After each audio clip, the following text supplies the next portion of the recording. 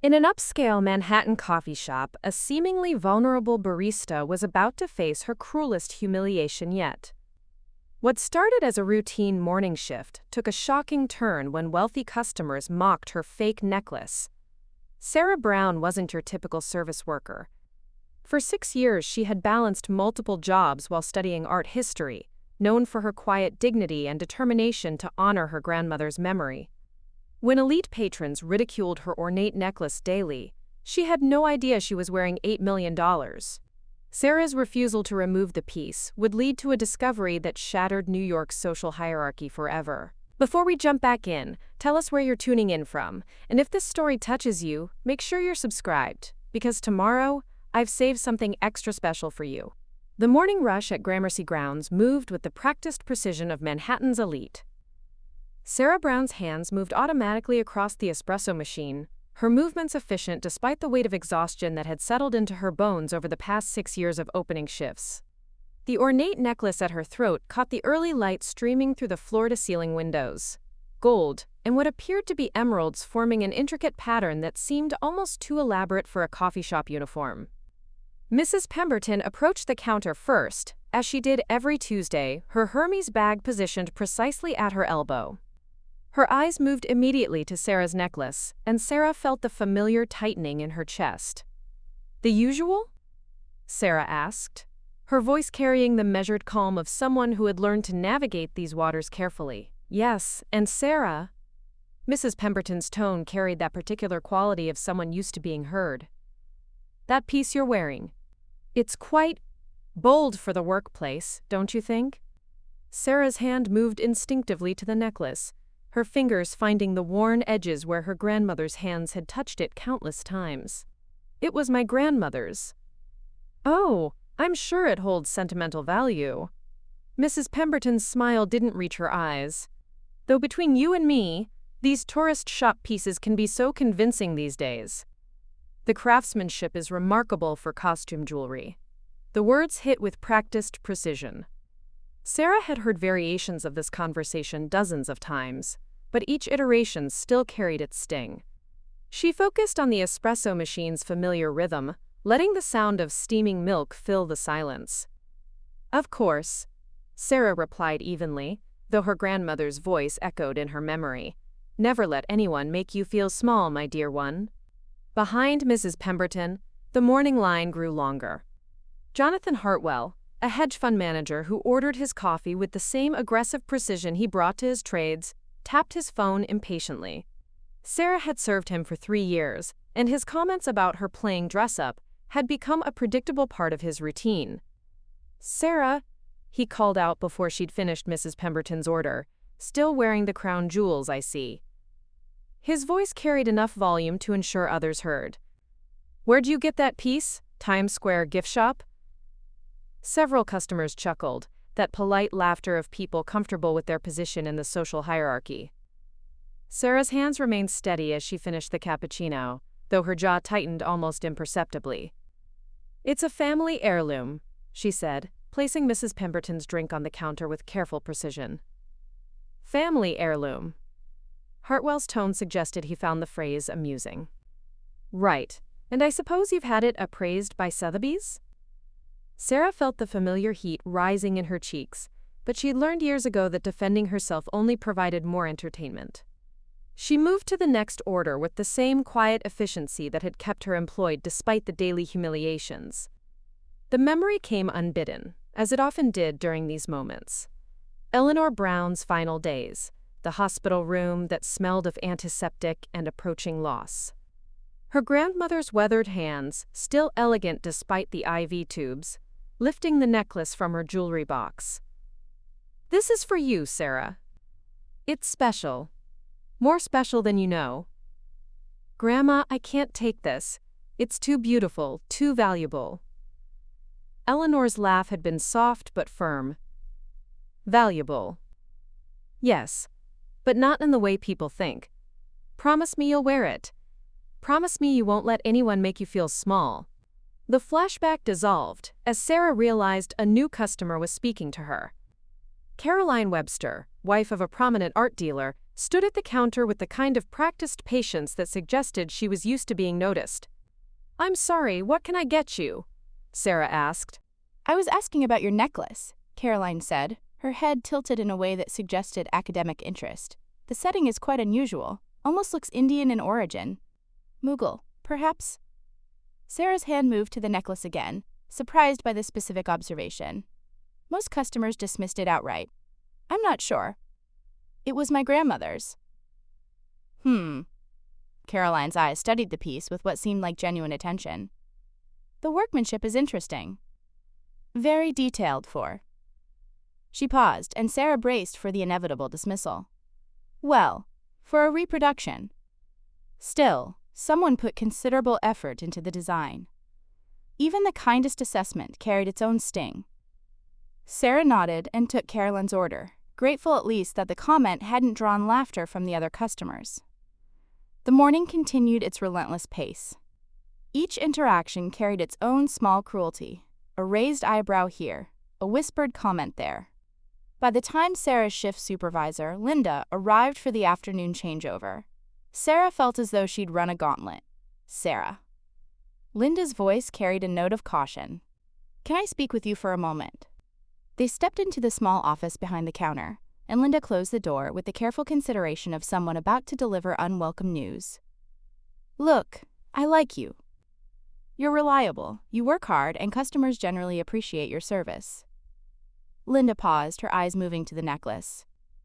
"But I've been getting some feedback about your accessories." Sarah's heart sank, though she'd been expecting this conversation for months. "Feedback?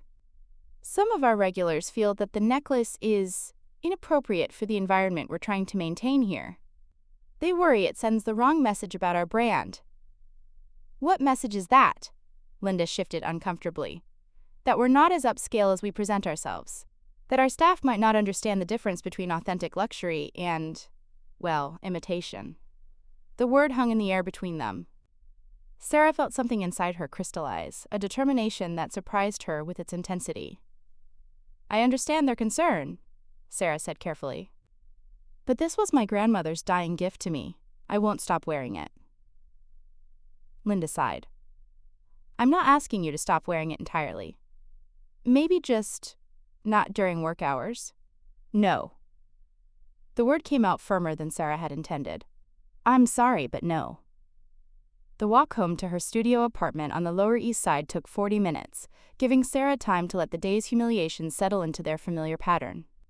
The subway was crowded with evening commuters, none of whom paid attention to her necklace or seemed to find anything noteworthy about her appearance. As she climbed the 4 flights to her apartment, Sarah's reflection caught her eye in the building's old mirror. The necklace seemed to glow against her dark sweater, its intricate patterns catching the hallway's dim lighting. Her grandmother had been right about one thing: it was beautiful. Whether it was valuable in any monetary sense seemed less important than what it represented. Eleanor's love, her belief in Sarah's worth, her insistence that dignity couldn't be purchased or taken away. Sarah unlocked her apartment door and stepped into the small space that had been home for the past 5 years. The walls were covered with art history textbooks and prints from her night school classes, dreams of a different life arranged around the practical necessities of survival. She touched the necklace one more time before starting her evening routine. Tomorrow would bring the same customers, the same comments, the same small cruelties. But she would wear her grandmother's gift, carry Eleanor's memory, and refuse to let anyone make her feel small. Outside her window, Manhattan continued its relentless rhythm, indifferent to the quiet battles fought in coffee shops and cramped apartments. But in this small space, Sarah Brown made her own quiet stand, holding on to the one beautiful thing that connected her to a history she barely understood, but refused to abandon. The Metropolitan Museum of Art had been transformed into a glittering showcase of Manhattan's philanthropic elite. Crystal chandeliers cast warm light over carefully curated auction displays, while servers in crisp black uniforms moved between clusters of guests whose combined net worth could fund small nations. Sarah Brown adjusted her serving tray, trying to blend into the background as she navigated the Temple of Dendor's soaring space. She hadn't wanted to take the catering job, but her student loan payment was due, and the extra income from high-end events helped bridge the gap between survival and her art history degree. The necklace felt heavier tonight, more conspicuous against the stark black of her uniform, but removing it had never been an option. Victoria Ashford stood near the evening's centerpiece, a collection of recovered treasures, being auctioned to benefit international heritage preservation. Her champagne flute moved with practiced precision as she held court among a circle of Manhattan's most influential women. At 35, Victoria had spent the last decade carefully constructing her reputation as a tastemaker, someone whose opinion on art and culture carried weight in rooms like this. The provenance research alone must have taken years, she was saying to Margaret Chen, wife of a prominent hedge fund manager. Of course, when you're dealing with pieces of this caliber, authentication is everything. One small mistake, one overlooked detail, and suddenly you're left with very expensive costume jewelry. The comment drew knowing laughter from her audience. Victoria had built her social standing on moments like these, demonstrating her expertise, her ability to spot quality from pretension. It was a performance she'd perfected, each word calculated to reinforce her position among people who had been born into the world she'd fought to enter. Sarah moved closer, refilling champagne glasses with the invisible efficiency expected of good help. She was reaching across the group when Victoria's gaze locked onto her necklace. My goodness. Victoria's voice carried just enough volume to draw attention without seeming intentional. That's quite a statement piece you're wearing. Sarah's hand instinctively moved toward her throat, but she caught herself. Thank you. Where did you find it? Victoria's tone suggested casual interest, but Sarah could sense the predatory attention of the entire group focusing on her. It was my grandmother's. Victoria's smile sharpened. Your grandmother's? How lovely. She moved closer, her expert eye taking in every detail of the necklace's ornate design. The workmanship is quite elaborate. Almost looks like it's trying to be Mughal court jewelry. Margaret Chen leaned in with interest. Really? How can you tell? The setting style, the way the emeralds are cut. Victoria's voice took on the authoritative tone of someone explaining to students. Authentic pieces from that period have very specific characteristics. The gold work, the precision of the gem placement, it's incredibly difficult to replicate. Sarah felt the familiar heat rising in her cheeks, but something in Victoria's tone made her speak up. It might be authentic. My grandmother never said it wasn't. The silence that followed was electric. Victoria's eyebrows rose in what appeared to be surprise, but Sarah caught the flash of something else. Opportunity. Oh, my dear.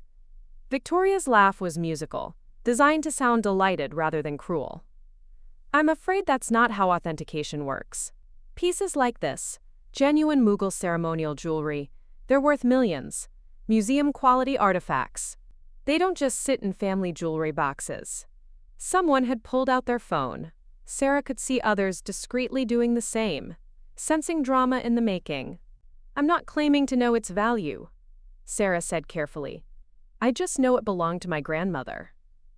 And I'm sure she treasured it. Victoria's voice carried the patronizing warmth of someone speaking to a child.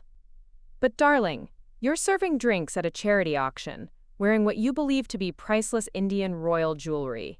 Surely you can see how that might seem a bit. She paused, letting the silence build. Inappropriate? The laughter that followed was polite but pointed. Sarah felt every eye in the vicinity focused on her, phones capturing her humiliation for posterity. The necklace suddenly felt burning hot against her skin. I think there's been a misunderstanding, Sarah began. The only misunderstanding, Victoria cut her off gently, is thinking that wearing obvious reproductions somehow elevates your status. It's rather like playing dress-up among your betters. The comment landed with surgical precision. Sarah's face flushed crimson as the laughter grew less restrained. Someone whispered awkward, while others shook their heads in what appeared to be embarrassment for her. Perhaps, suggested Margaret Chen with false kindness, it would be better if staff kept their accessories simpler. Sarah's tray trembled in her hands. She could feel tears threatening, her grandmother's voice echoing, "Never let anyone make you feel small." But surrounded by Manhattan's elite, their phones recording her humiliation, she felt smaller than she ever had. "Excuse me," she managed, turning toward the service corridor. "Sarah." The voice stopped her. A man had stepped forward from the edge of the group, tall, with kind eyes behind wire-rimmed glasses, wearing a professor's slightly rumpled suit among the evening wear. Marcus Rivera had been watching the scene unfold with growing discomfort. As an art history professor at Columbia, he'd seen enough authentic pieces to know that dismissing something without proper examination was academic suicide. More importantly, he'd witnessed enough academic cruelty to recognize it when it was happening. "Don't let them shame you," he said quietly, his voice carrying just enough authority to give Victoria pause. "Authenticity isn't determined by social consensus." Sarah looked at him through tears she refused to let fall, while Victoria's expression tightened at the unexpected intervention. The evening's damage was already done, but Marcus Rivera's words would prove to be the catalyst that changed everything. Marcus Rivera's words still echoed in Sarah's mind as she fled through the museum's service corridors, her serving tray abandoned somewhere between humiliation and escape. The cool night air of Fifth Avenue hit her face like a slap, but it couldn't wash away the burning sensation of a dozen phones capturing her public shaming. Preparing and narrating this story took us a lot of time, so if you are enjoying it, subscribe to our channel. It means a lot to us. Now back to the story. By the time she reached her apartment, the videos were already spreading across social media platforms with the viral velocity that only Manhattan's social drama could achieve. Sarah sat on her narrow bed, watching her humiliation multiply exponentially. #FakeNecklaceGirl was trending, accompanied by laughing emojis and commentary that ranged from merely cruel to viciously creative. "Barista thinks she's wearing the crown jewels skull. Secondhand embarrassment watching this girl try to flex with costume jewelry. When you shop on Wish but tell people it's vintage tears of joy." Sarah's phone buzzed relentlessly with notifications. Friends from night school sent supportive messages mixed with curious questions. Her co-workers from Gramercy grounds forwarded screenshots with varying degrees of sympathy and fascination. Even her elderly neighbor Mrs. Kozlov had somehow found the videos and texted, "That woman very rude. Your grandmother's necklace beautiful." The kindness in that simple message broke something loose inside Sarah's chest, and she finally allowed herself to cry. Not the careful, controlled tears she'd held back at the museum, but the deep, wrenching sobs of someone whose dignity had been publicly dissected for entertainment. She pulled out her laptop and searched Marcus Rivera's name, finding his Columbia University faculty page. Dr. Marcus Rivera, Associate Professor of Art History, specializing in colonial-era artifacts and cultural heritage preservation. His research focused on provenance disputes and repatriation cases. The irony wasn't lost on her. The one person who defended her was an expert in exactly the field Victoria had used to humiliate her. Sleep proved impossible. Sarah spent the night alternating between reading increasingly creative social media insults and staring at her grandmother's necklace, which lay on her bedside table like an accusation. In the harsh light of her desk lamp, she tried to see it through Victoria's eyes, the elaborate goldwork, the deep green stones, the intricate patterns that seemed almost too detailed for something worthless. But worthless was exactly what everyone seemed certain it was. The next morning at Gramercy grounds, Sarah's reception was a study in workplace discomfort. Her coworkers treated her with the careful kindness reserved for someone who'd survived a public disaster. Customers either avoided eye contact entirely or stared with the frank curiosity of people observing a minor celebrity. "Sarah." Linda's voice carried the weary tone of a manager dealing with unwanted complications. "We need to talk." In the back office, Linda closed the door and leaned against it as if bracing for battle. "Look, I saw the videos. We all did." Sarah nodded, her hand instinctively moving to the necklace she'd defiantly worn to work, despite everything. "I'm not saying you were wrong to defend yourself," Linda continued carefully, "but this kind of attention, it's not good for business. Some of our regulars are already asking questions." "What kind of questions?" "Whether we have dress code policies, whether we do background checks on staff, whether they can trust us to maintain the kind of environment they expect. The words landed like physical blows. Sarah understood the subtext perfectly. Her presence was becoming a liability. "I'm not asking you to quit," Linda said quickly. "But maybe, just for a while, you could leave the necklace at home, let things calm down." Sarah's response surprised them both. "No, Sarah. I said no." Her voice carried a firmness that seemed to surprise her as much as Linda. "This necklace is all I have left of my grandmother. I won't hide it, because some rich woman decided to make me her entertainment." The bell above the front door chimed, and through the office's small window, Sarah saw Marcus Rivera approaching the counter. He moved with the slightly distracted air of an academic, his wire-rimmed glasses catching the morning light as he scanned the menu board. "I need to get back to work," Sarah said, stepping past Linda before she could respond. Marcus looked up as Sarah approached, his expression combining concern with determination. "I was hoping you'd be here." "Dr. Rivera." Sarah's voice was carefully neutral, unsure whether his presence represented kindness or additional scrutiny. "Marcus, please. And I owe you an apology." "For what?" "For not speaking up sooner last night. For letting that woman humiliate you for so long before I intervened." He paused, studying her face. "How are you holding up?" The simple question, asked with genuine concern, nearly undid her careful composure. "I've been better." "I imagine so. I saw some of the social media response. It's unconscionable." Marcus leaned against the counter, lowering his voice. "But I also wanted to tell you something about your necklace." Sarah's hand moved to her throat instinctively. "What about it?" Victoria Ashford's expertise is largely social, not academic. She makes pronouncements about authenticity based on assumptions about who should or shouldn't own valuable pieces. His eyes met hers seriously. "That's not how real authentication works." "So you think it might be real?" "I think it deserves proper examination."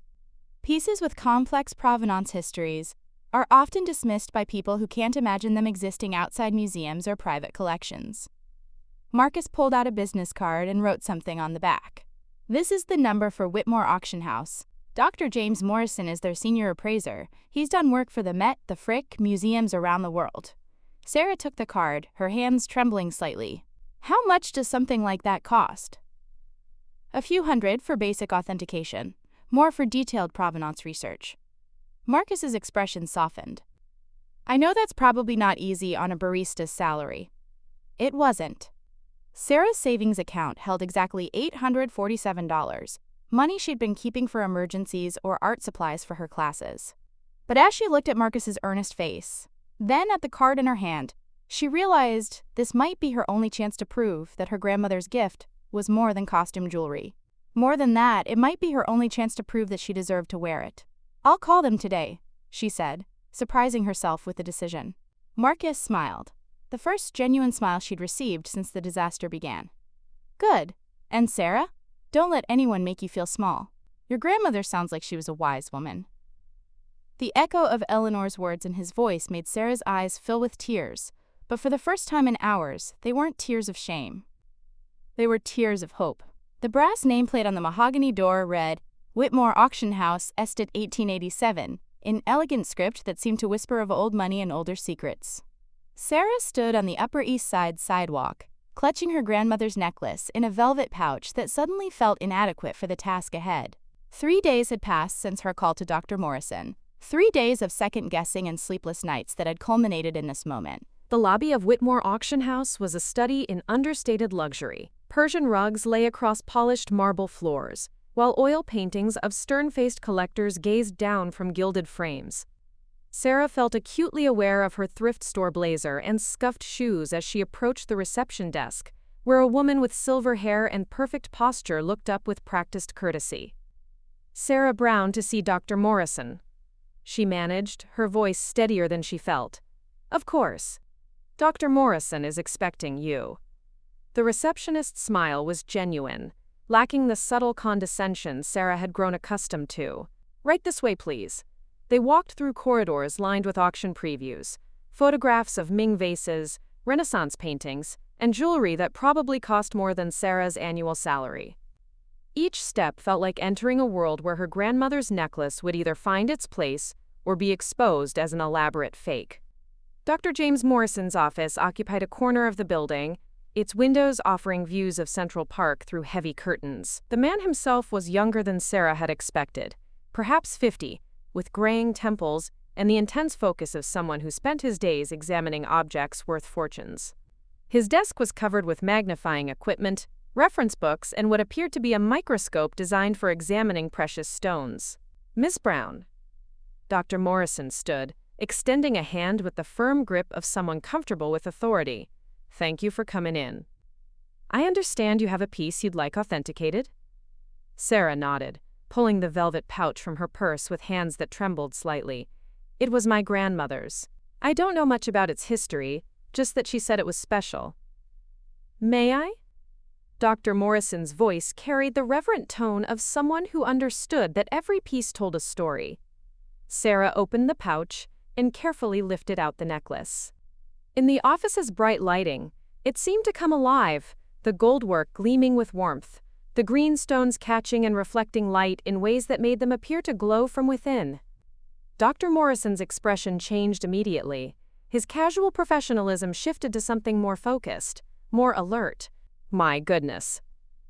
He moved to his desk and switched on a high-powered magnifying lamp, gesturing for Sarah to lay the necklace on a padded examination surface. "The craftsmanship is remarkable." For the next 20 minutes, Sarah watched as Dr. Morrison examined her grandmother's necklace with an intensity that bordered on reverence.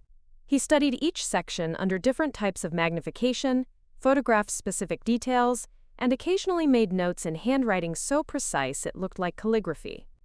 "The goldwork shows hammer marks consistent with 18th century Indian techniques," he murmured, more to himself than to Sarah. "The emeralds. The cut is period appropriate, and the clarity is exceptional." He moved to another piece of equipment, something that looked like a microscope crossed with a computer screen. "I need to examine the mounting techniques. The way these stones are set. It's very specific to certain royal workshops." Sarah found herself holding her breath as Dr. Morrison worked. Each test seemed to confirm rather than dismiss the necklace's potential authenticity. His excitement was becoming palpable, though he maintained the careful professionalism of someone who'd learned not to make premature pronouncements. "Ms. Brown," he said finally, looking up from his equipment with an expression she couldn't quite read. "I need to call in my colleague. This piece, it requires additional expertise." He picked up his phone and dialed an extension. "Richard? Could you come to my office, please?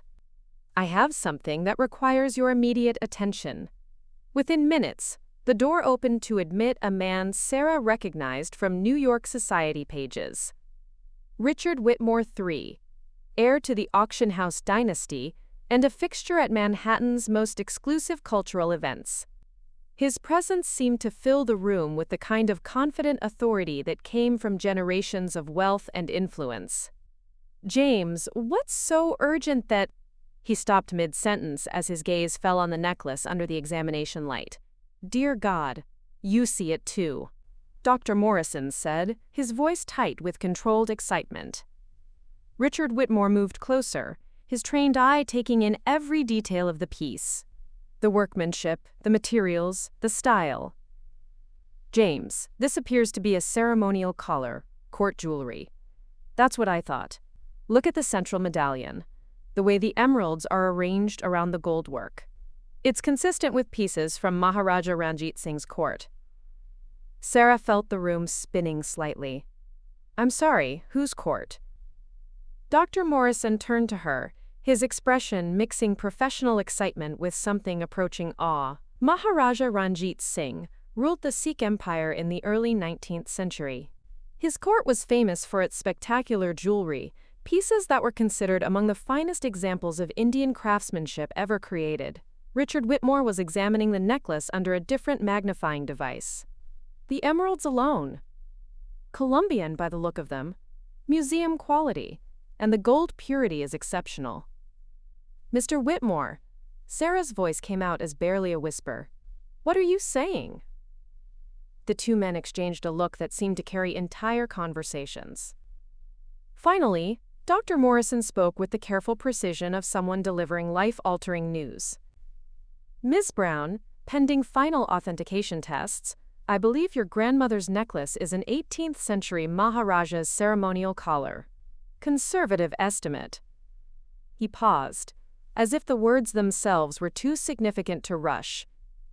$8 million. The number hung in the air like a physical presence. Sarah felt her knees buckle and Dr. Morrison quickly moved to steady her into a chair. 8. She began, but couldn't finish the sentence. Million, Richard Whitmore confirmed quietly. Possibly more, depending on its specific provenance and historical significance. Sarah stared at the necklace, her grandmother's necklace, glowing under the examination lights. The same piece that Victoria Ashford had dismissed as obvious costume jewelry. The same piece that had made her the target of daily mockery at Gramercy grounds. Sarah started, then stopped, overwhelmed by the magnitude of what she'd just learned.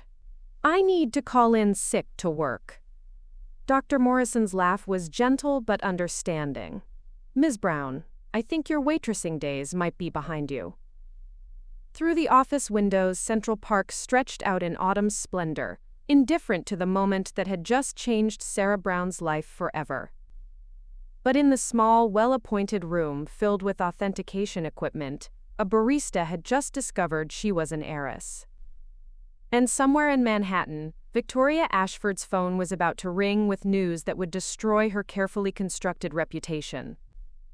Dr. Morrison was still explaining authentication procedures when his phone began buzzing with unusual persistence. Then Richard Whitmore's phone joined the symphony, followed by the office landline. Sarah watched their expressions shift from professional satisfaction to growing concern as they glanced at their screens. James, Richard's voice carried a note of warning. Did you tell anyone about this? Only you and my assistant for the initial documentation. Why? Richard held up his phone, showing a gossip blog notification. The headline read, Fake Necklace Barista Strikes Gold. $8 million authentication shocks Manhattan elite. Sarah's stomach dropped. How is that possible? We just found out 5 minutes ago.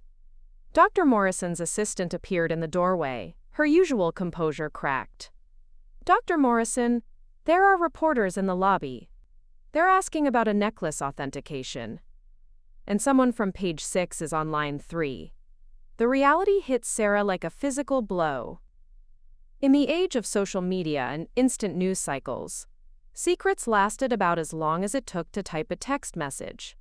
Someone, a security guard, another staff member, perhaps even the receptionist, had overheard enough to fuel the gossip machine that fed on Manhattan's elite scandals. We need to get you out of here, Richard said, moving with the decisive efficiency of someone used to managing crises.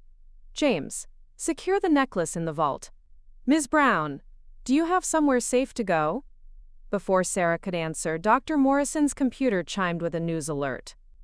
The Page 6 website had already posted a story with her photo from the museum charity event, alongside speculation about, quote, the shocking authentication that's turning Manhattan society upside down. Sarah's phone exploded with notifications.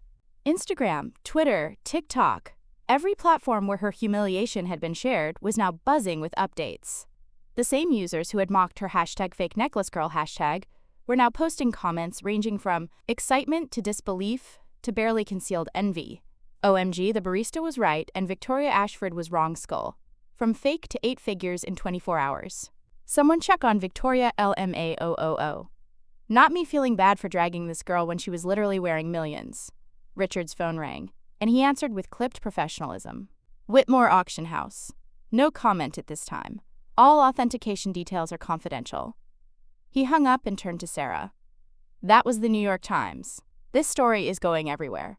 Sarah felt the room spinning as she scrolled through the exploding social media coverage. Someone had already created a Wikipedia page for her necklace. A TikTok video, analyzing the authentication photos Dr. Morrison had taken, was approaching 1 million views. Her Instagram followers had jumped from 200 to 50,000 in the past hour. I need to go home, she said, though the idea of facing the outside world felt impossible. I'll have security escort you, Richard offered, but his phone rang again before he could make arrangements. Sarah's own phone buzzed with a call from Marcus Rivera. She answered with relief at hearing a familiar voice. "Sarah, are you all right? The news is everywhere. I'm actually outside Whitmore right now. There's a crowd of reporters and photographers." Through the office windows, Sarah could see the gathering crowd below. News vans, photographers with telephoto lenses, and what appeared to be curious onlookers drawn by the spectacle. "Marcus, I don't know how to handle this. Stay where you are. I'm coming up." 10 minutes later, Marcus appeared in Dr. Morrison's office, slightly out of breath from navigating the lobby chaos. His professor's blazer was askew, and his usually neat hair showed signs of the wind outside. "It's a madhouse down there," he reported. "Someone leaked photos of the authentication process. They're calling it the biggest authentication surprise in decades." Dr. Morrison winced. "Those photos were supposed to be confidential until we completed our full report." Sarah's phone continued its relentless buzzing. Text messages from coworkers, missed calls from numbers she didn't recognize, and friend requests from people whose names she vaguely remembered from high school. The attention felt suffocating, invasive in a way that made her understand why celebrities complained about privacy. "Ms. Brown." Richard's voice cut through the chaos. "I need to ask you something important. What are your intentions regarding the necklace?" The question caught her off guard. In the whirlwind of authentication and media attention, she hadn't considered what came next. I don't know. I need time to think." "Of course. But you should know that word of a piece like this creates immediate interest from collectors, museums, even governments. We'll need to arrange security, insurance, proper storage." "Governments?" Sarah's voice rose in panic. "Pieces of this historical significance often have complex ownership questions," Dr. Morrison explained gently. "Especially items that may have left their countries of origin during colonial periods." The implications were staggering. Sarah had gone from serving coffee to unwittingly possessing what might be stolen cultural heritage. The weight of responsibility felt crushing. Marcus moved closer, his presence steadying in the chaos. "One thing at a time. Right now, we need to get you somewhere safe while this media storm passes." Richard nodded in agreement. "I can arrange a secure car to take you home. We'll also assign discreet security to monitor your building until things calm down." "Security!" Sarah's laugh had a hysterical edge. 12 hours ago, I was worried about making rent. Now I need bodyguards?" Her phone rang with another unknown number. This time she answered, immediately regretting the decision. "Sarah Brown? This is TMZ. We'd like to offer you $50,000 for an exclusive interview about your necklace discovery and your thoughts on Victoria Ashford's public humiliation." She hung up, hands shaking. "They're offering me money for interviews." "Don't take any of them," Marcus advised firmly. "Not until you've had time to process this and get proper legal advice." Through the windows, Sarah could see the crowd growing larger. Someone had set up what appeared to be a professional camera crew. A helicopter circled overhead. Whether news or police, she couldn't tell. "This is insane," she whispered. "Yesterday I was nobody. People laughed at me. They made jokes about my costume jewelry. And today they're all eating their words," Marcus said quietly. "Especially Victoria Ashford." As if summoned by his comment, Dr. Morrison's assistant reappeared. "I'm sorry to interrupt, but there's been a development." Victoria Ashford's publicist just issued a statement claiming she never definitively called the necklace fake, and that her comments were taken out of context. Sarah stared at the assistant, then at Marcus, then at the growing crowd outside. In the span of a few hours, she'd gone from public humiliation to vindication to becoming the center of a media frenzy that showed no signs of slowing down. "Dr. Morrison," she said finally, "how long until we know everything about this necklace, its full history, where it came from, how my grandmother got it? Comprehensive provenance research could take weeks, possibly months. These investigations often uncover complex histories." Sarah nodded, making a decision that surprised her with its clarity. "Then that's how long I have to figure out who I want to be now." Outside, Manhattan continued its relentless pace, but for Sarah Brown, everything had changed. The question now was whether she would be crushed by the weight of her discovery, or find a way to carry it with the same quiet dignity her grandmother had taught her. The necklace that had once made her a target had now made her a target of an entirely different kind. 3 days after the authentication, Sarah's life had settled into a surreal routine of hiding in her apartment, while security guards monitored the building's entrance. The media storm showed no signs of abating. If anything, it had intensified as more outlets picked up the story of the barista who'd been vindicated in spectacular fashion.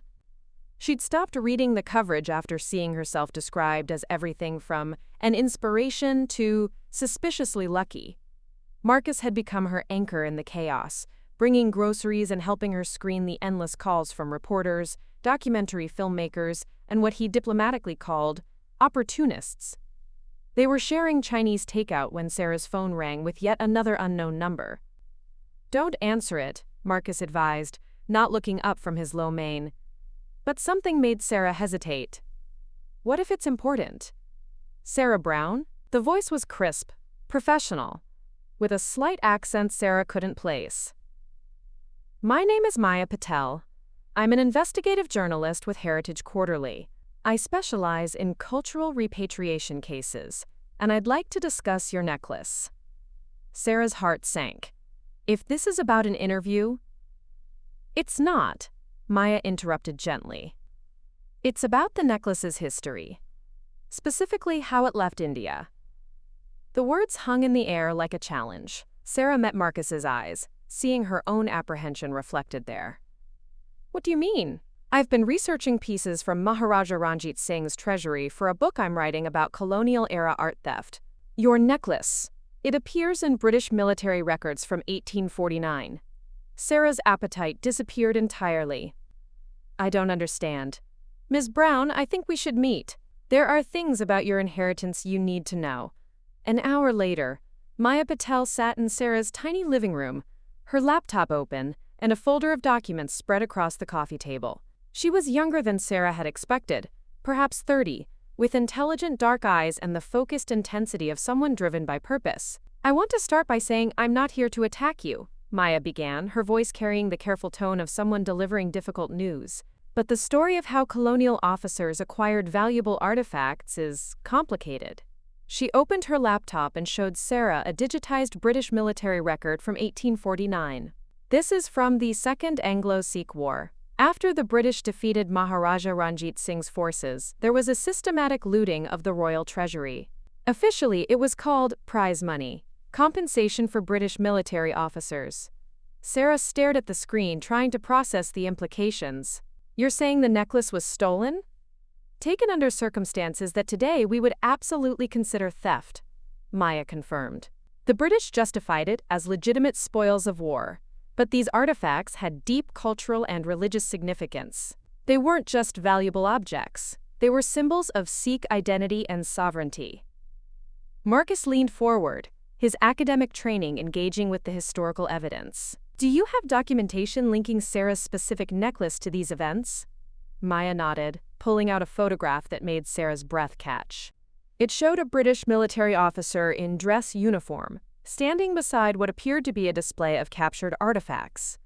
Among them, clearly visible, was a necklace that looked identical to her grandmother's. This photograph was taken in Delhi in 1850. The officer is Captain William Harrison, stationed with the Bengal Army. Maya's voice grew gentler as she continued. "I believe he was your great-great-grandfather." Sarah felt the world shifting beneath her feet. "That's impossible. My grandmother said my grandfather was stationed in Hong Kong in the 1950s. That would be Captain Harrison's grandson, James Harrison. Also military, also stationed in Asia, but a century later." Maya pulled out another document. "I've traced the Harrison family military records. The necklace appears to have been passed down through the family until James Harrison met your grandmother in Hong Kong." The implications were staggering. Sarah's beloved grandmother, the woman who'd taught her about dignity and self-worth, had built her life around an artifact stolen from its rightful owners. "There's more," Maya continued carefully. "I found records of similar pieces being quietly sold through auction houses in the 1950s and 60s. Families were disposing of colonial acquisitions, often without revealing their true provenance." Dr. Morrison's voice came from behind them. Sarah turned to find him standing in her doorway, having arrived while she was absorbed in Maya's revelations. I apologize for the intrusion, he said, his expression grave. Your security let me up. I have findings from my own research that I believe you need to hear. He set his briefcase on Sarah's small dining table and extracted a folder thick with documents. I've spent the last 3 days investigating your necklace's provenance through our auction house archives and museum records. Maya is correct about the colonial acquisition, but there's additional complexity. Sarah felt Marcus's hand find hers as Dr. Morrison continued. I found letters in our archives from the 1950s. Your grandmother wrote to several auction houses, attempting to sell the necklace. She seemed to understand its value and… He paused, choosing his words carefully. She appeared to know its history. What do you mean? Sarah's voice was barely a whisper. Dr. Morrison opened a file and extracted a handwritten letter. This is from Eleanor Brown to Whitmore Auction House, dated 1963. She writes, I understand the piece has a complicated past, but I hope you might find a buyer who appreciates its beauty rather than its origins. Sarah stared at her grandmother's familiar handwriting, feeling her world reorder itself around this new understanding. Eleanor had known. She'd known the necklace was stolen, known its true history, and had chosen to keep it anyway. Why didn't she sell it? Sarah asked, though part of her already knew the answer. Maya's voice was gentle but clear.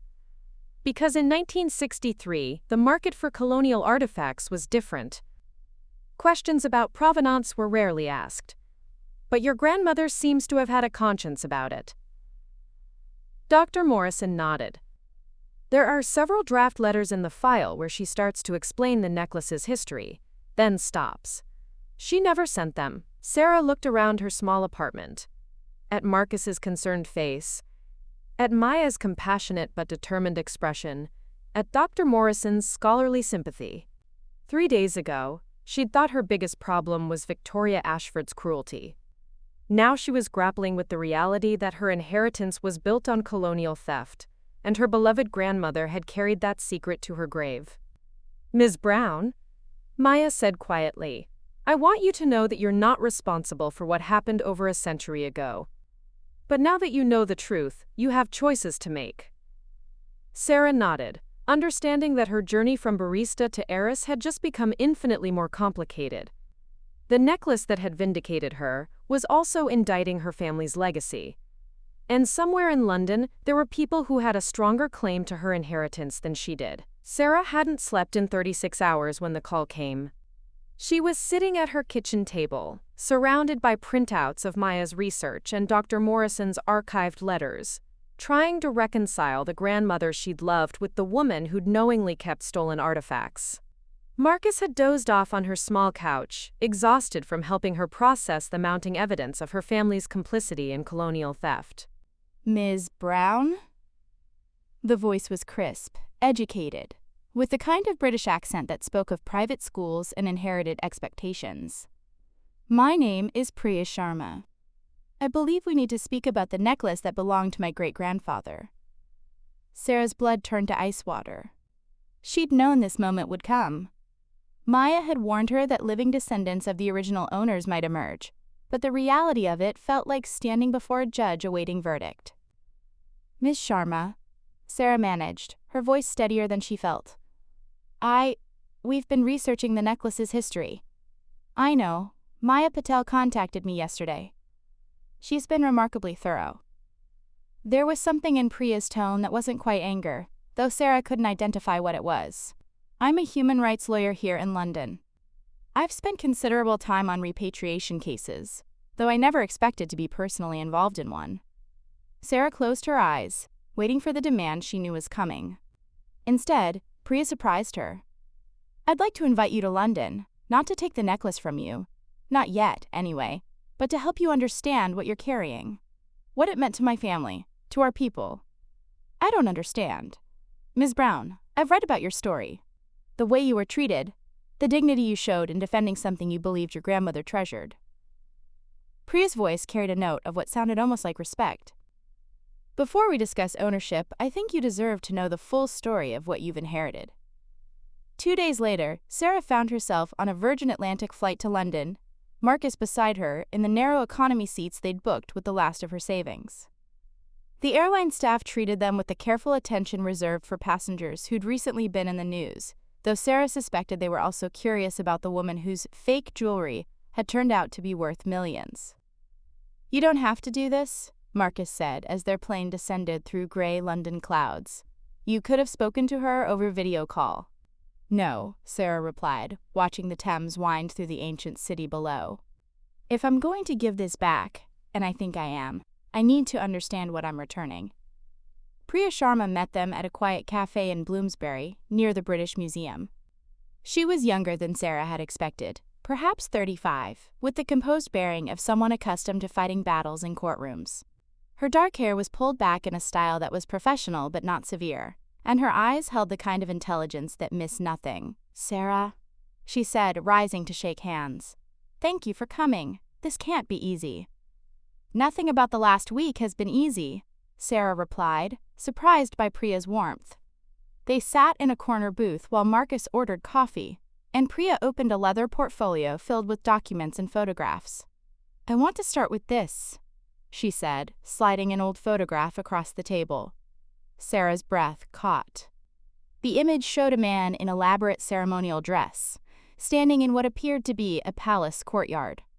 Around his neck was her grandmother's necklace, but here it was clearly part of a complete ensemble, complemented by matching bracelets, rings, and a turban ornament that transformed it from an isolated piece of jewelry into part of a magnificent whole. "My great-great-grandfather, Maharaja Dalip Singh," Priya explained. "This was taken in 1845, 4 years before the British annexed the Punjab." She pulled out another photograph, this one showing the same man in British military dress, looking considerably older and infinitely sadder. "And this is him in 1860, 11 years after he'd been forced to abdicate and moved to England as a ward of the British Crown." The contrast was heartbreaking. In the first image, the Maharaja radiated power and dignity. In the second, he looked like a man whose identity had been stripped away along with his throne. The necklace wasn't just jewelry. Priya continued, her voice carrying the measured tone of someone who'd told this story before, but never with such personal stakes. In Sikh tradition, these ceremonial pieces represented the divine connection between ruler and people. They were worn during religious ceremonies, state functions, moments when the Maharaja embodied the spiritual as well as temporal authority of our nation. Sarah stared at the photographs, beginning to understand the magnitude of what her family had taken. When was it stolen? April 15, 1849. Priya's precision suggested she'd memorized the date. 3 days after the British formally annexed the Punjab. There was a systematic raid on the royal treasury, justified by manufactured charges of sedition against members of the royal household. She pulled out a British military report, the official language stark in its casual brutality. Sarah read phrases like confiscation of rebel property and appropriate compensation for military expenses, and felt sick. "Your ancestor, Captain William Harrison, was part of the unit that conducted the raid," Priya continued. "According to these records, he claimed the necklace as part of his prize money, essentially, payment for his role in destroying our sovereignty." Marcus leaned forward, his academic training engaging with the documentation. "Were there any efforts to recover these pieces at the time?" "Several. But by then the British had complete control over the legal system. Complaints about stolen artifacts were dismissed as unsubstantiated claims by disgruntled former subjects." Priya's voice carried generations of accumulated frustration. Many of these pieces disappeared into private collections, shipped back to England as souvenirs of conquest. Sarah found herself staring at her hands, imagining them as her great-great-grandfather's hands, taking something sacred from people who had no power to stop him. "Priya, I want you to know that I had no idea." "Of course you didn't." Priya's interruption was gentle but firm. "You were a child when your grandmother gave this to you. Even she may not have fully understood its significance, though." She paused, consulting another document, though Maya's research suggests she had some awareness of its colonial origins. She tried to sell it several times but never went through with it, Sarah said quietly. "We found letters in the auction house archives. Conscience, perhaps. Or maybe she understood that some thefts are too complex for simple resolution." Priya closed the portfolio and looked directly at Sarah. Which brings us to the question of what happens now. Sarah had been dreading this moment, but Priya's next words surprised her completely. "I'm not here to demand immediate return of the necklace, Sarah. These situations are never that simple." Priya's expression was thoughtful, almost scholarly. "What I want to know is what you plan to do with this knowledge. How do you see yourself moving forward, now that you understand what you've inherited?" The question hung between them like a challenge and an invitation. Sarah realized that Priya wasn't just asking about the necklace. She was asking what kind of person Sarah chose to be when confronted with her family's complicity in historical injustice. "I don't know yet," Sarah answered honestly. "But I know I can't keep it without understanding what that means." Priya smiled for the first time since they'd met, and Sarah caught a glimpse of warmth beneath the lawyer's professional composure. Then Priya said, "Let's help you understand." The flight back to New York felt longer than the journey to London, weighed down by the photographs, documents, and stories Priya had shared during their 3 days together. Sarah stared out the plane window at the Atlantic stretching endlessly below, her mind churning through everything she'd learned about the necklace's true history and her family's role in its theft. Marcus dozed beside her, exhausted from their intensive crash course in colonial history and repatriation law. In her lap, Sarah held a folder Priya had given her, copies of legal precedents, museum policies, and case studies of other families who'd faced similar moral reckonings with inherited artifacts. "Not all of these stories end with return," Priya had said on their final day in London. "Some families choose to fight. Others negotiate partial ownership or museum loans. A few simply disappear with their artifacts into private collections." She'd paused, studying Sarah's face. "But I have a feeling you're not going to take the easy path." Now walking through JFK Airport with security escorts provided by Whitmore Auction House, Sarah felt the weight of decision pressing down on her shoulders. The media attention had only intensified during her absence. Tabloids had dubbed her the conflicted heiress, and social media buzzed with speculation about her London trip. Her phone buzzed with a text from Richard Whitmore. "We need to talk immediately. Serious developments." An hour later, Sarah sat in Richard's opulent office while he paced behind his desk like a caged predator. His usual polished composure had cracked, revealing the calculating businessman beneath. "Sarah, I'm going to be direct," he began, his voice carrying an urgency she'd never heard before. "The longer this provenance investigation continues, the more complicated our position becomes. Museums are asking questions. The Indian government has made preliminary inquiries through diplomatic channels."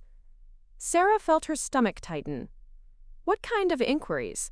"The kind that suggest they're considering official repatriation claims. If this becomes a government-to-government issue..." Richard's expression was grim. The legal complexities multiply exponentially. He pulled out a folder and placed it before her. "I have 3 offers from private collectors. Serious buyers who understand the situation and are willing to purchase immediately. No questions asked about provenance. The highest offer is $12 million. Sarah stared at the numbers on the page, trying to process the magnitude of what he was proposing. "You want me to sell it quickly before anyone can officially claim it back.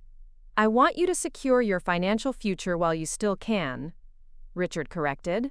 "Once government entities become involved, artifacts can be tied up in legal proceedings for decades. You could end up with nothing."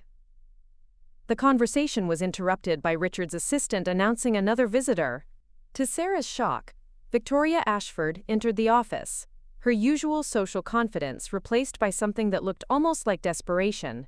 "Richard, I hope you don't mind," Victoria began, her voice carrying none of its usual commanding authority. "I was hoping to speak with Sarah. The transformation was remarkable. Gone was the woman who'd publicly humiliated Sarah at the charity auction. In her place stood someone who looked exhausted, vulnerable, almost human. Her designer clothes couldn't hide the dark circles under her eyes or the way her hands trembled slightly as she approached. "Sarah," Victoria's voice was barely above a whisper. I owe you an apology. A real one, not the public relations nonsense my publicist released. Sarah studied Victoria's face, seeing genuine distress beneath the carefully applied makeup. Go on. I grew up in Queens. My father was a mechanic, my mother cleaned houses. Victoria's confession tumbled out in a rush. I married into this world, but I never felt like I belonged. Tearing you down made me feel legitimate, expert, important. The admission hung in the air between them. Sarah felt a complex mix of vindication and unexpected sympathy. Victoria, Sarah said carefully, your insecurity doesn't excuse what you did to me. I know that. Victoria's composure finally cracked. But I also know what it's like to feel like a fraud in this world. And now watching you handle this situation with such grace, I realize I've been the fraud all along. Richard cleared his throat, clearly uncomfortable with the emotional turn the conversation had taken. Perhaps we could focus on the matter at hand. No, Sarah interrupted, her voice carrying a new authority that surprised even her. This is part of the matter at hand. The way people treat each other, the assumptions we make about worth and value based on social position. It's all connected. She stood, walking to the office windows that overlooked Central Park. Below, people moved through their daily lives, unaware of the moral drama playing out in the auction house above. Richard, you want me to sell quickly to avoid complications. Victoria, you want forgiveness to ease your conscience. Marcus supports whatever I decide, but challenges me to consider the broader implications. Sarah turned back to face them. Everyone has an opinion about what I should do with this inheritance, but I'm the one who has to live with the decision. That evening, Sarah took the subway to Woodlawn Cemetery in the Bronx, something she'd been avoiding since the authentication. Eleanor Brown's grave was simple, a modest headstone in a section populated by other working-class immigrants who'd built their American dreams one generation at a time. Sarah sat cross-legged on the grass, placing a small bouquet of chrysanthemums beside the headstone. The cemetery was quiet, the distant hum of the city providing a contemplative soundtrack. Grandma, she began, her voice barely audible. I know about the necklace now. All of it. The theft, the colonial history, the fact that you knew and kept it anyway. The wind rustled through the trees, carrying the scent of autumn leaves and approaching winter. I'm not angry, Sarah continued, surprising herself with the truth of it. I understand why you couldn't let it go. Beautiful things are rare in hard lives. You gave me something precious, even if it came with complications you didn't know how to explain. She pulled out her phone and showed Eleanor's headstone the photos Priya had shared, images of the Maharaja wearing the necklace in its original context, surrounded by the cultural and spiritual significance that had been stripped away along with the artifact itself. But I also understand what it meant to the people it was taken from. And I think you did too toward the end. That's why you never sold it, isn't it? Because some thefts are too big to profit from. Marcus found her there an hour later, sitting in contemplative silence as dusk settled over the cemetery. He sat beside her on the grass without speaking, understanding that some conversations required stillness. I've been reading about other repatriation cases, Sarah finally said. There's a woman in Boston who returned a sacred mask to a Native American tribe. A family in Chicago who gave back Egyptian artifacts their ancestor had taken. A collector in London who spent his fortune returning stolen art to Jewish families. How do you feel about their decisions? Marcus asked, relieved. Like there's a path forward that doesn't require me to choose between my grandmother's memory and doing what's right. Sarah picked up a fallen leaf, turning it over in her hands. The necklace is beautiful, but it was never really mine to keep. And now that I know its story, keeping it would feel like continuing the theft. Marcus nodded, his expression mixing pride with concern. And the money? $12 million could change your entire life. It already has, Sarah replied. But not in the way Richard thinks. The money was never the real value. The real value was learning that I'm stronger than I thought, that I can stand up to people like Victoria, navigate complex moral decisions, and choose justice over profit. As they walked back toward the subway, Sarah felt something shift inside her, a sense of purpose she'd never experienced while serving coffee or studying art history. The necklace had taught her something valuable about herself, something worth more than any auction could provide. Marcus, she said as their train pulled into the station. "I think I know what I want to do."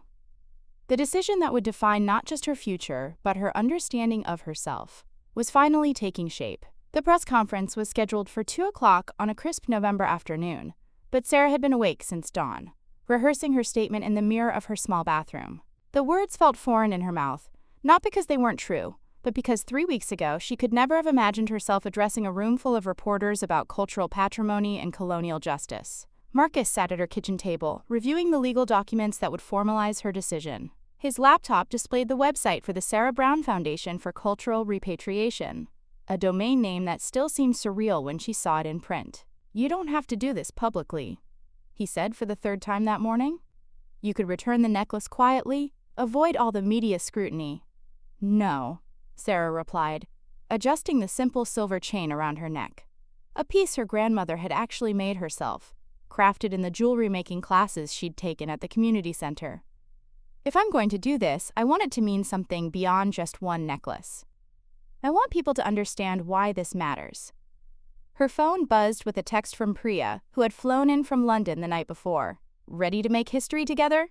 The venue was the New York Public Library's McGraw Rotunda, chosen specifically for its symbolism, a place where knowledge and culture were freely shared rather than hoarded by private collectors. Sarah arrived an hour early, accompanied by security guards who had become a permanent fixture in her life since the authentication. The room filled quickly with reporters, cameras, and curious onlookers. Sarah spotted familiar faces from her coffee shop days, customers who had once dismissed her necklace as costume jewelry now leaning forward eagerly to hear her decision. Near the back, she saw Victoria Ashford, sitting quietly in a simple black dress that was notably devoid of the ostentatious jewelry she usually wore. Dr. Morrison sat at the panel table, flanked by Maya Patel and Priya Sharma. Richard Whitmore was notably absent. Their relationship had soured when Sarah rejected his advice to sell quickly and quietly. His final words to her had been a warning that she was making a mistake that would cost her millions. Sarah had simply replied that some decisions were worth more than money. At exactly 2 o'clock, Sarah stepped to the podium. The room fell silent except for the soft clicking of camera shutters and the hum of recording equipment. She looked out at the assembled crowd, remembering the last time she'd faced this many people, fleeing in tears from the Metropolitan Museum charity auction. 3 weeks ago, she began, her voice steady despite the magnitude of the moment.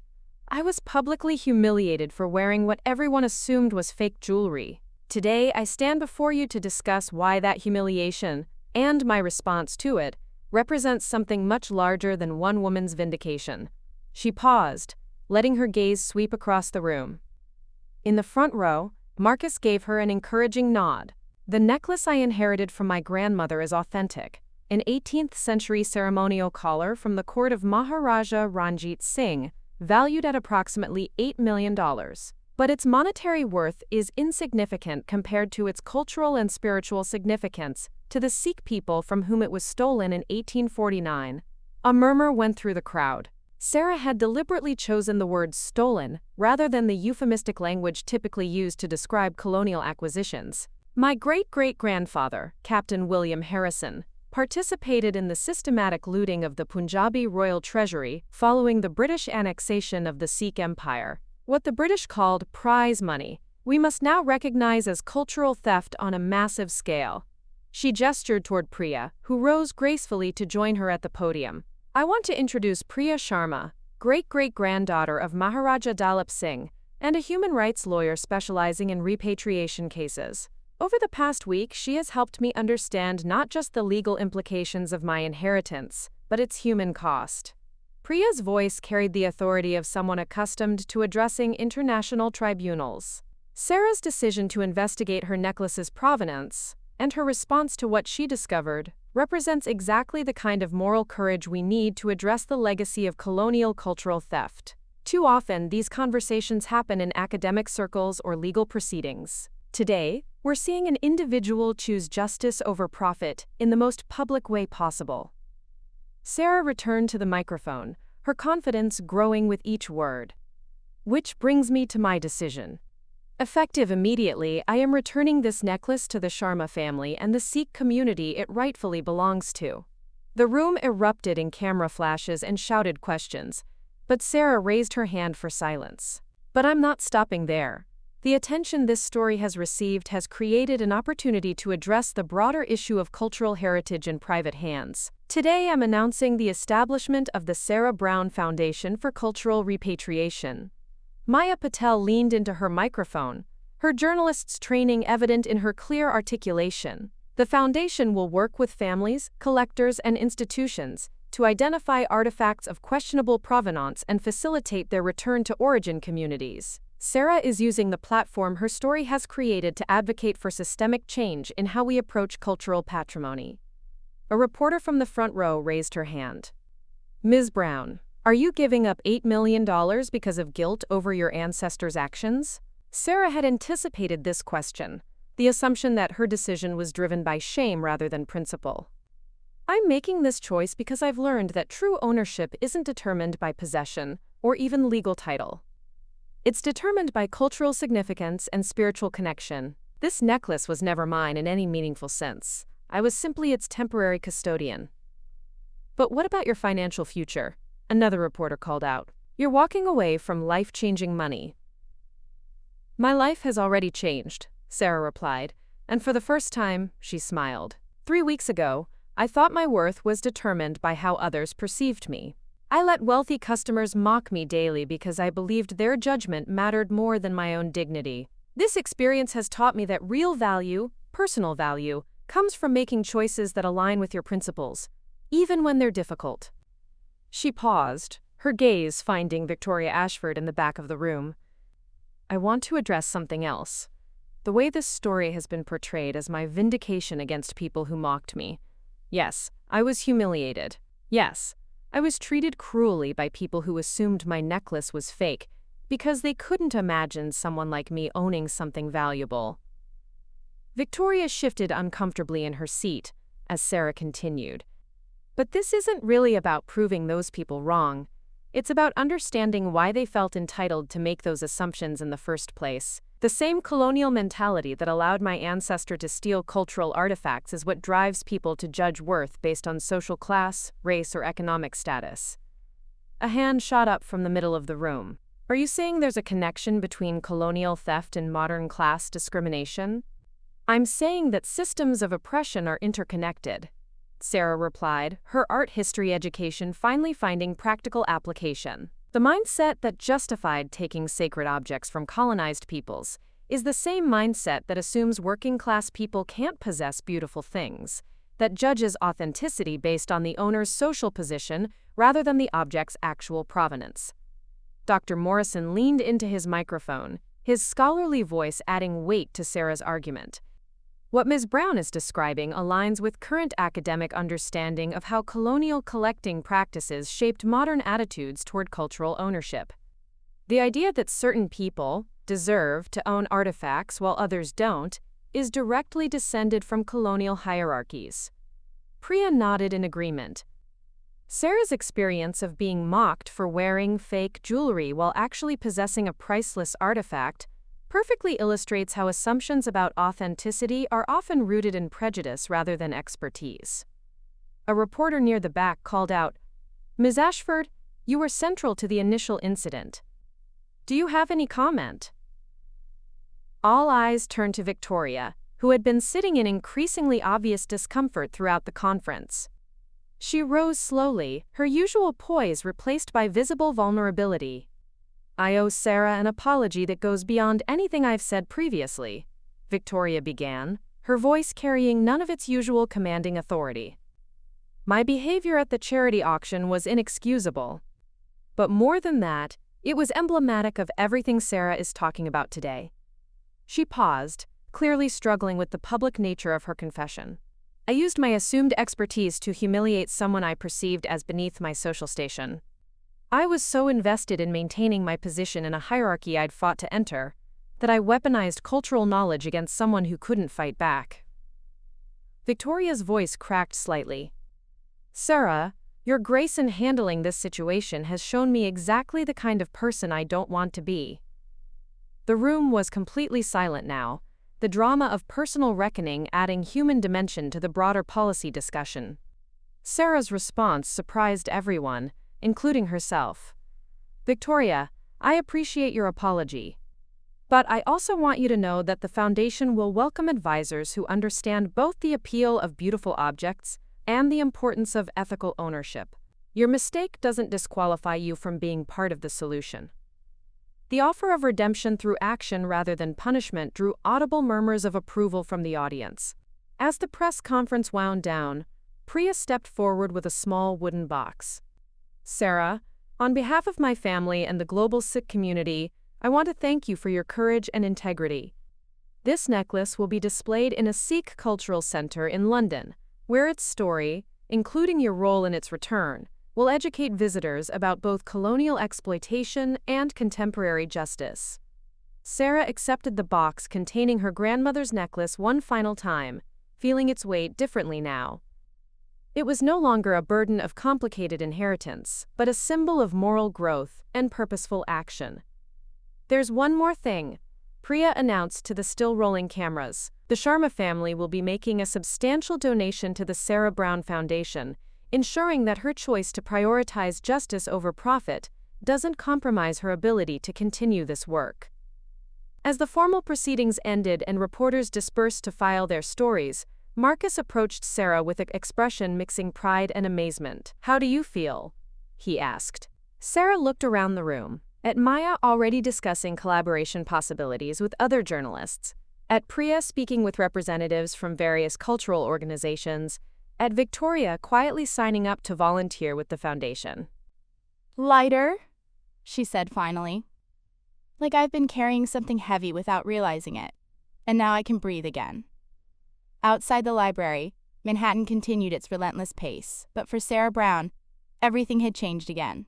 She was no longer the barista who'd been mocked for her fake jewelry, nor was she the millionaire heiress who could have capitalized on colonial theft. She was something entirely new, an advocate who had found her purpose in the intersection of personal pain and historical justice.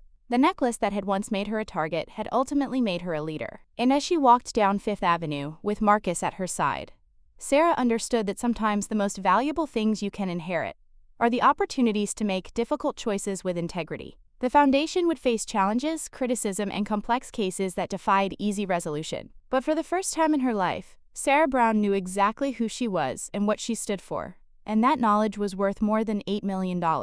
6 months later, Sarah stood at the podium of the Metropolitan Museum of Art's Grace Rainey Rogers Auditorium, the same institution where her public humiliation had begun. But now she faced an audience of museum directors, cultural heritage lawyers, and repatriation advocates from around the world, invited to deliver the keynote address at the International Symposium on Ethical Collection Practices. The irony wasn't lost on her, or on the audience, many of whom had followed her journey from viral mockery to cultural advocacy. The woman who had once served drinks at charity auctions was now shaping policy discussions at the highest levels of the art world. 6 months ago, Sarah began, her voice carrying the confidence that came from having found her purpose. "I wore a necklace to work that I believed was costume jewelry. Today, I want to talk about why that assumption, and the cruelty it inspired, reveals everything wrong with how we think about cultural ownership." She touched the simple silver chain at her throat, one of several pieces her grandmother had crafted in community center jewelry classes, beautiful in their modest authenticity. These were the treasures Eleanor had made with her own hands, and wearing them felt like honoring the woman her grandmother actually was, rather than the secrets she'd carried.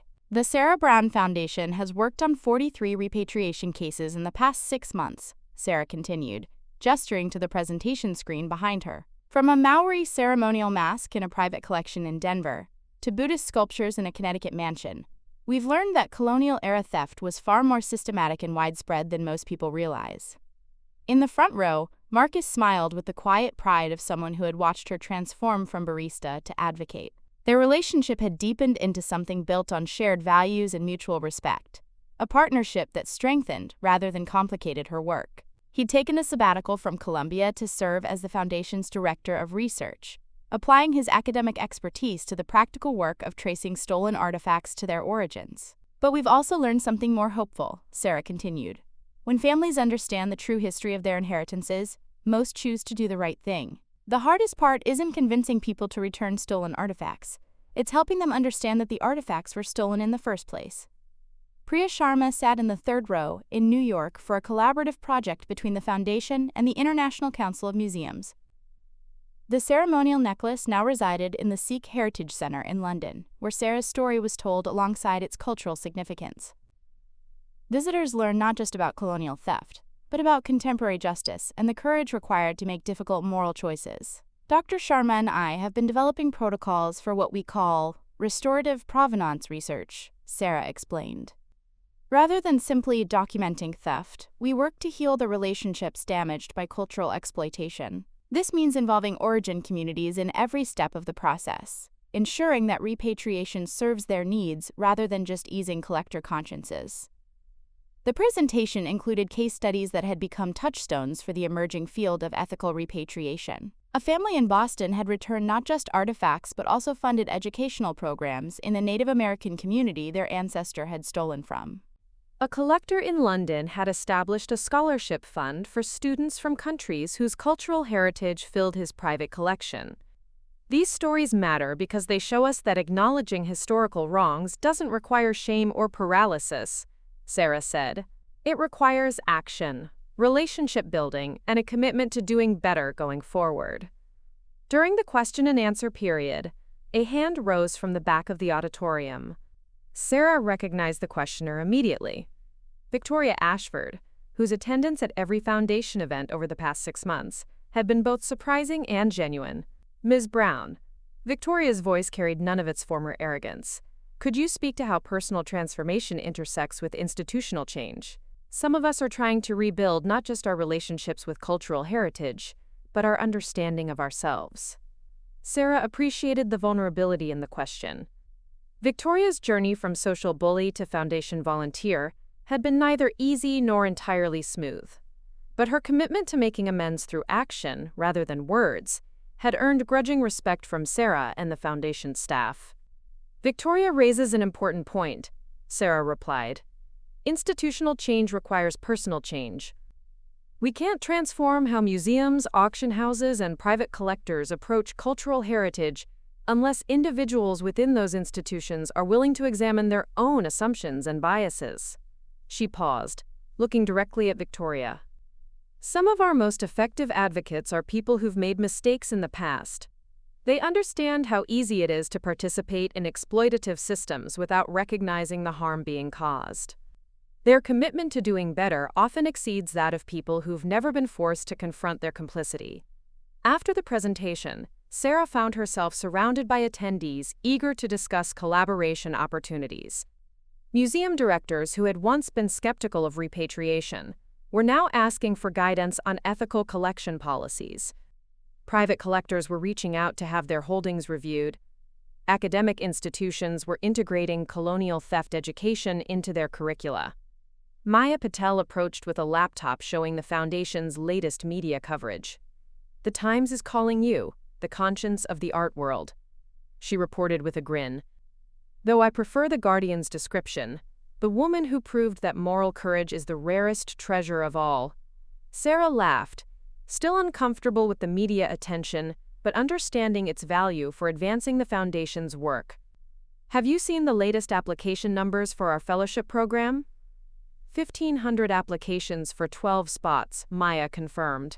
"Young people around the world want to work on these issues. You've inspired a movement, Sarah."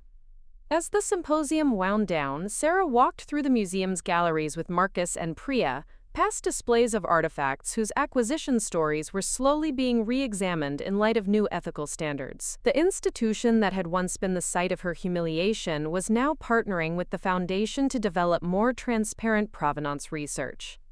"Do you ever miss the simplicity of your old life?" Priya asked as they paused before a display of Mesopotamian artifacts currently under repatriation review.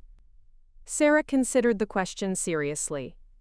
"I miss the anonymity sometimes, but I don't miss feeling powerless. I don't miss accepting cruelty as inevitable." She touched her grandmother's handmade necklace again. "Eleanor gave me something more valuable than stolen jewelry. She gave me the conviction that beautiful things should bring people together, not divide them." That evening, the Foundation hosted a reception at a community center in Sarah's old neighborhood, a deliberate choice to keep the work grounded in accessibility rather than elitism. The room was filled with an unlikely mix of museum directors and local residents, repatriation advocates, and former customers from Gramercy grounds.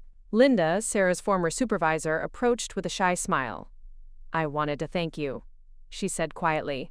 "What you've accomplished has made me think differently about a lot of things, including how I treated you when you worked for me."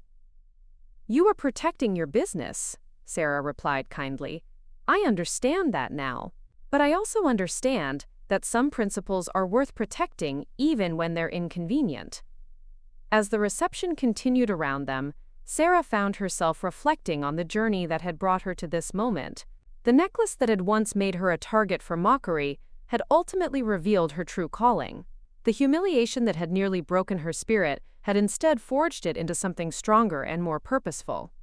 Her phone buzzed with a text from a young woman in Mumbai whose family had identified their stolen temple sculptures in a private collection in Switzerland. The foundation would help facilitate their return, adding another story to the growing database of successful repatriations. "Ready to go home?" Marcus asked, finding her by the windows overlooking the street where she'd once walked home, exhausted from serving coffee to people who dismissed her worth. "Home?" Sarah repeated, testing the word. It no longer meant just her small apartment, but the community of advocates, allies, and formerly estranged families who were working together to heal historical wounds. Outside, Manhattan hummed with its eternal energy, indifferent to individual stories of transformation and justice. But in community centers and conference rooms, museums, and private collections, Sarah Brown's choice to prioritize principle over profit was creating ripples that would influence how future generations thought about cultural heritage and moral courage. The barista who had been mocked for wearing fake jewelry had become the advocate who was helping to redefine what authenticity really meant. And in wearing her grandmother's simple, handmade necklace, she honored both Eleanor's memory and the truth that the most valuable inheritances are the ones that teach us who we're capable of becoming. The work would continue, complex, challenging, sometimes frustrating work that required patience, diplomacy, and unwavering commitment to justice. But for the first time in her life, Sarah Brown knew exactly who she was and what she stood for, and that knowledge she had learned was worth more than all the treasure in the world. Up next, you've got 2 more standout stories right on your screen. If this one hit the mark, you won't want to pass these up. Just click and check them out. And don't forget to subscribe and turn on the notification bell so you don't miss any upload from us. Quote,